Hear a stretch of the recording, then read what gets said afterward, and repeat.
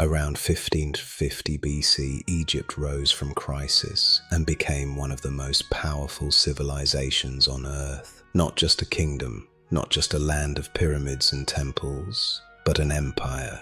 For nearly 500 years, during what historians call the New Kingdom, Egypt controlled the Nile Valley, dominated Nubia to the south, pushed into the Levant to the northeast, and became one of the great military, economic, cultural, and religious powers of the ancient world. This was the age of warrior pharaohs. This was the age of gold, temples, armies, scribes, gods, and empire. And at the center of this story stand two names: Thutmose III, the conqueror, often called one of Egypt's greatest military rulers, and Ramesses II, the builder, the symbol maker, the pharaoh who turned his own image into eternity. The New Kingdom is usually dated to roughly 1550 to 1070 BC, and it includes Egypt's 18th, 19th, and 20th dynasties. Egypt's New Kingdom rulers expanded into Nubia and Syria-Palestine, coming into conflict with major powers such as Mitanni and later the Hittites.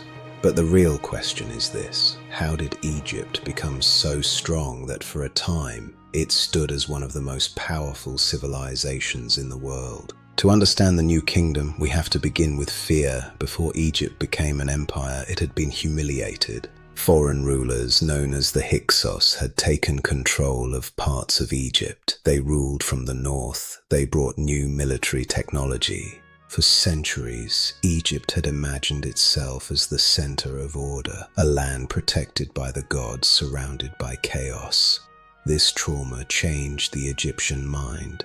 The rulers who drove out the Hyksos learned a harsh lesson. If Egypt wanted to be safe, it could not simply wait behind its borders. It had to push outward. Egypt would no longer just defend the Nile. Egypt would project power beyond it. The New Kingdom became something more aggressive, more international, more imperial. It had a professional army, it had chariots, it had archers, it had commanders, garrisons, roads, forts, tribute systems, and diplomatic networks.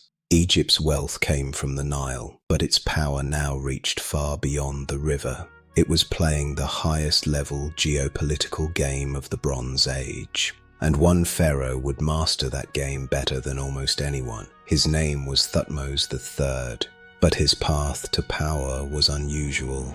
For much of his early life, he was overshadowed by one of the most remarkable rulers in Egyptian history, Hatshepsut. Hatshepsut was a female pharaoh who ruled with extraordinary authority. While Thutmose III was technically king, Hatshepsut held the real power for many years. But when Thutmose III finally became the sole ruler, he did not collapse. He exploded onto history. He became one of the greatest military leaders of the ancient world. His most famous campaign came at Megiddo in the Levant. Megiddo was not just a city, it was a strategic prize. Whoever controlled Megiddo controlled routes through Canaan. Instead of choosing the easier path, he led his army through a narrow mountain pass. It was risky. If the enemy had trapped him there, the Egyptian army could have been destroyed.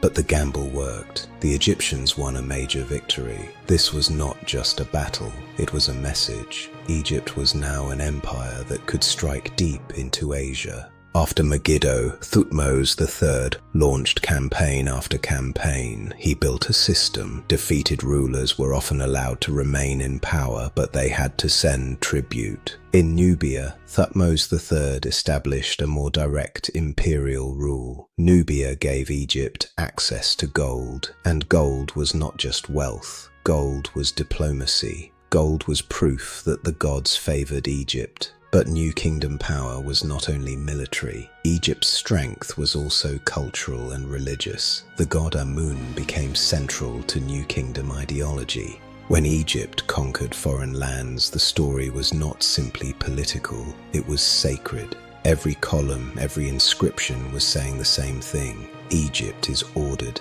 Egypt is blessed. Egypt is eternal. The economy of New Kingdom Egypt was built on one of the most reliable sources of wealth in the ancient world, the Nile. Every year, the river flooded. It made agriculture possible.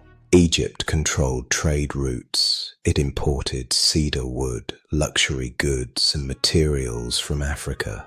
This wealth funded one of the greatest building programs in human history. Temples rose. Statues were cut from stone. To us, these monuments look like art. To ancient Egypt, they were also propaganda. This kingdom is rich. This kingdom is organized. This kingdom has power. But if Thutmose III represents the military peak, another pharaoh represents its image of greatness. His name was Ramesses II. He understood that people must see your power. The most famous symbol of Ramesses II is Abu Simbel. Carved into the cliff, 4 gigantic seated statues of the pharaoh staring out like a god-king watching the frontier. This was a political statement. But Ramesses II was also a warrior king, and his most famous conflict was with the Hittites. The key confrontation was the Battle of Kadesh.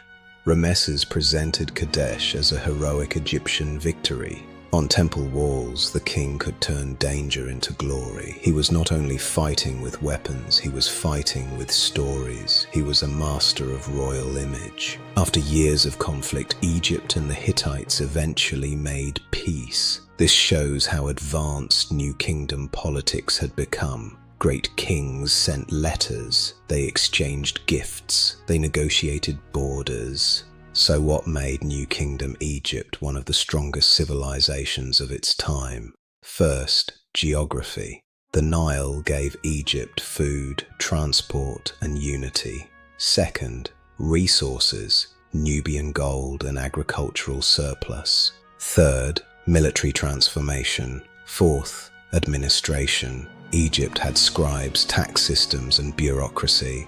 Fifth, ideology. The pharaoh was the chosen servant of the gods, the defender of order. The cultural achievements of the New Kingdom were extraordinary. Egyptian art reached a high level of refinement. Writing was central to power. Hieroglyphs preserved royal names. A scribe in New Kingdom Egypt was part of the machinery of civilization. He recorded taxes. He managed supplies. The army could win battles. But the scribes made empire manageable. New Kingdom religion also shaped Egyptian culture. The Egyptians believed death was not the end. The afterlife was a journey. This belief produced some of the most beautiful art ever made.